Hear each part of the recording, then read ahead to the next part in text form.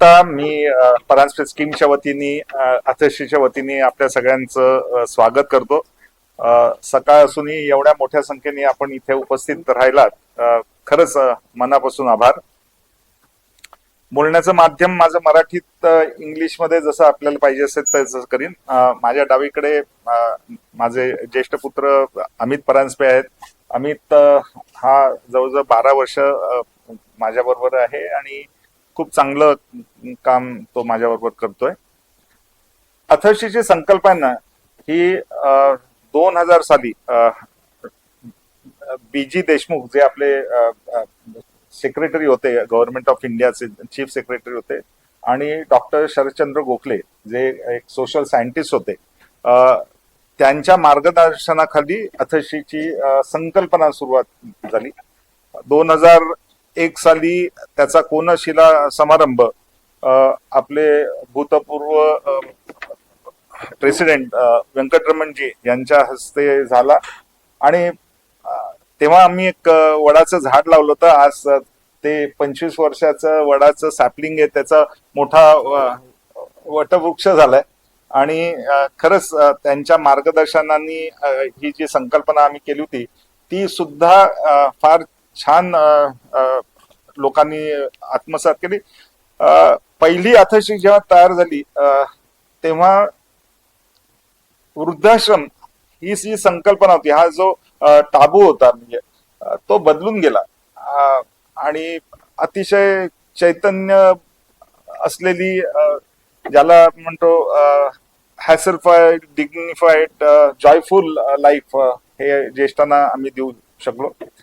या 25 वर्षामध्ये 17 वेगवेगळ्या अथर्शीज आम्ही पूर्ण केल्या आणि त्याच्यामधून आज जवळजवळ 5000 ज्येष्ठ नागरिकांची आम्ही सेवा करतोय.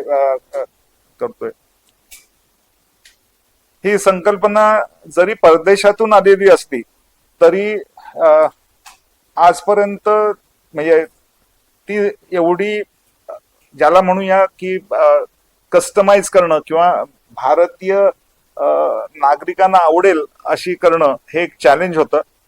एजिंग इन प्लेस म्हणतो, कारण का जसं तुमचं वय वाढतं तसं तुमचं चालणं कमी होतं आणि त्या दृष्टीने सगळ्या म्हणजे घराची रचना, प्रत्येक गोष्टीची रचना करणं, तिथे लाईफस्टाईल किंवा जीवनशैली अतिशय चांगली असावी अशा दृष्टीने प्रत्येक अथर्शीमध्ये आम्ही स्विमिंग पूल पण केले. पण स्विमिंग पूल केले पण त्याचा उपयोग ज्येष्ठ नागरिकांना करता येईल त्या दृष्टीने त्याच्यात खूप बदल केले. असं म्हणजे प्रत्येक कॉरिडॉरमध्ये, प्रत्येक गोष्टींमध्ये बदल तर केलाच, पण सर्वात महत्वाचं झालं ते त्यांना अभिमानाने राहता येईल, इंडिपेंडेंटली राहता येईल असं आयुष्य आम्ही देऊ शकलो. आणि आज मी तुम्हाला नक्की सांगेन की कुठच्याही आमच्या अतिशयकरांचा तुम्ही इंटरव्ह्यू घ्या आणि ते भरभरून गोष्टी सांगतील अथर्शीमध्ये. आत्ता नाच जो चालला होता त्याच्यामध्ये जे पाठच्या बाजूला जे नाचत होते कव्वालीचं, ते गृहस्थ 92 वर्षाचे आहेत आणि खरंच म्हणजे इतका आनंदाने ते जगतायत. आणि पुलंनी मला नेहमी असं वाटतं की पुलंनी आपल्याला सांगितलं होतं की कसं जगावं हे महत्वाचं आहे आणि कसं जगावं हे अथर्शीचे लोक अगदी आपल्याला दाखवून देतात. बाकी अमित, आय थिंक 25 वर्ष अथर्शीला झाली आहेत. पहिले 25 वर्ष अवेअरनेस क्रिएट करण्यात गेली की हे वृद्धाश्रम नाही आणि हे आता इंडिपेंडंट सिनियर लिव्हिंग ज्याला आपण कॅटेगरी म्हणतो ती आता तयार झालेली आहे.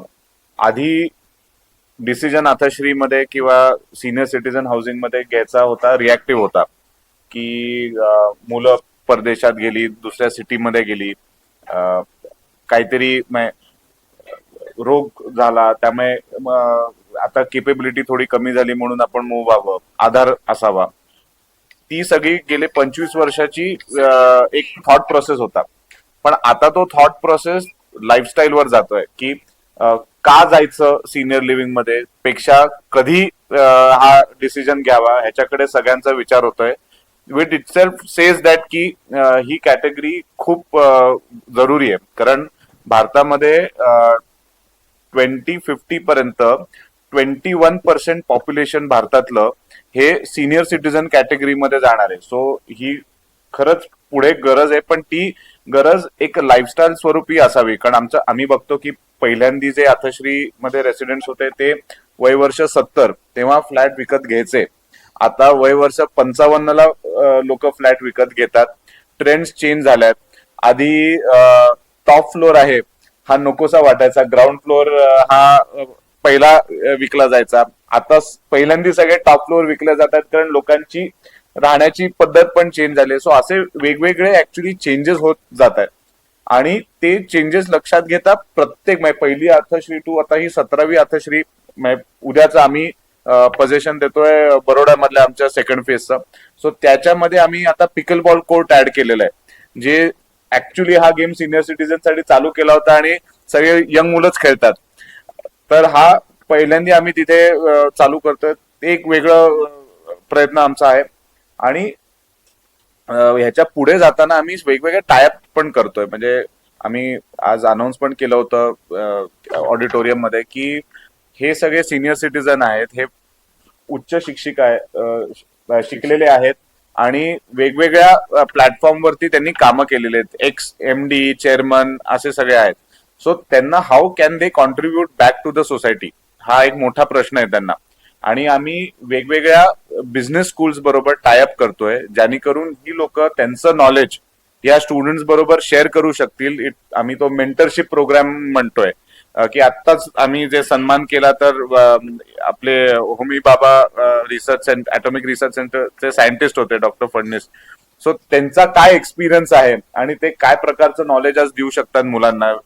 It is amazing. सो या पद्धतीने करतोय. मग आम्ही ब्रिज क्लब्स काढणार आहोत, कार्ड गेम्सचे वेगवेगळ्या टुर्नामेंट्स घेणार आहोत. आम्ही ओरिगामी, आर्ट, कॅमलिन बरोबर टायअप करायचा प्रयत्न करतोय की जेणेकरून they will provide the material, शिकवलं जाईल त्यांना. इथे काय होतं की बरेच लोकांच्या हॉबीज सुटलेल्या असतात कामामुळे, तर अथश्रीला येऊन ते परत त्या सगळ्या हॉबीज हे करू शकतात. मी त्याचे एक तुम्हाला करतो की आमच्या बेंगलोर अथश्रीमध्ये एक 92 वर्षाचे गृहस्थ होते आणि ते उत्तम चित्रकार होते. आणि त्यांनी असं ठरवलं की अथर्शी मधल्या सगळ्या लोकांना आपण चित्रकला शिकवायची.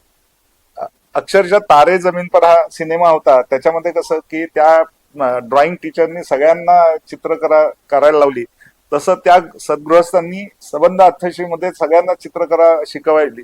1 वर्षांनी इतके छान चित्रकार तिथे निर्माण झाले की त्यांनी 1 वर्षांनी त्यांचं स्वतःचं एक्झिबिशन चित्रकलेचं भरवलं.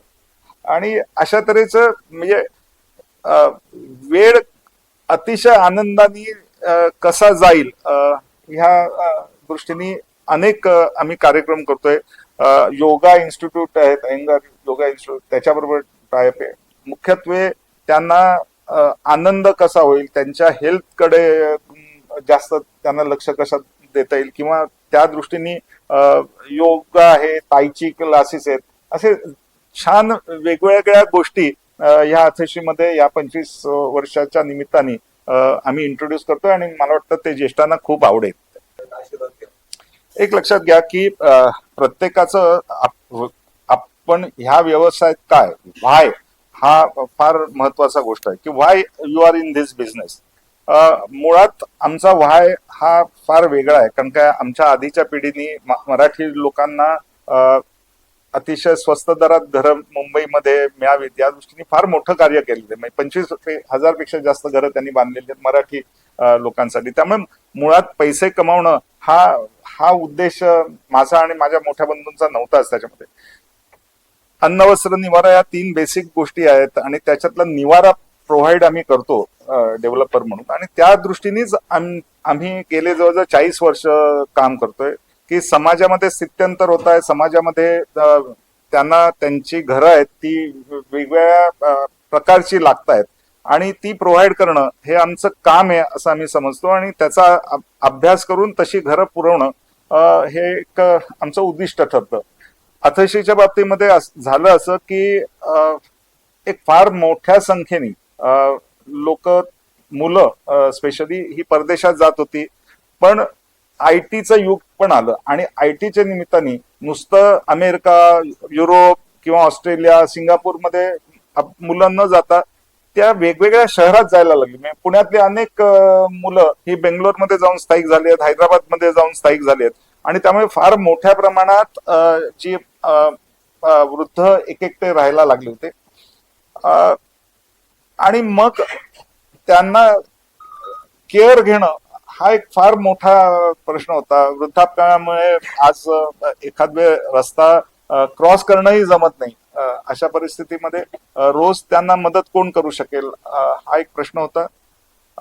आणि त्यामुळे त्याचा अभ्यास करून आम्ही असं म्हणजे खरंच आता माणशी 5 घरांमध्ये असं दिसतं की आजूबाजूच्या 5 घरांमध्ये मुलं नाही आहेत, एकटेच राहत आहेत आणि त्यांच्या अडचणीच्या वेळेस कोण त्यांना धावून येईल हा प्रश्न असतो. आणि त्याचा अभ्यास करून आम्ही हे आथश्री सुरू केलं. जे 3 भाऊ आम्ही चौथी पिढी आहोत. तसं रिअल इस्टेटमध्ये आणि महाराष्ट्रीयन रिअल इस्टेट फॅमिलीज मध्ये 4 पिढ्यांपर्यंत रिअल इस्टेट बिझनेस आतापर्यंत गेला नाही. सो ती इटसेल्फ इज वन रिस्पॉन्सिबिलिटी. पण ह्याच्या पुढे आतापर्यंत सिनियर लिव्हिंग फक्त टियर 1 सिटीज पर्यंत मर्यादित होतं. म्हणजे आपण म्हणू शकतो की पुणे, बँगलोर. पण आता टियर 2 आणि टियर 3 सिटीज मधनं पण सिमिलर एन्क्वायरीज यायला लागल्यात मोठ्या प्रमाणाने, की नाशिक, कोल्हापूर, रत्नागिरी, सांगली.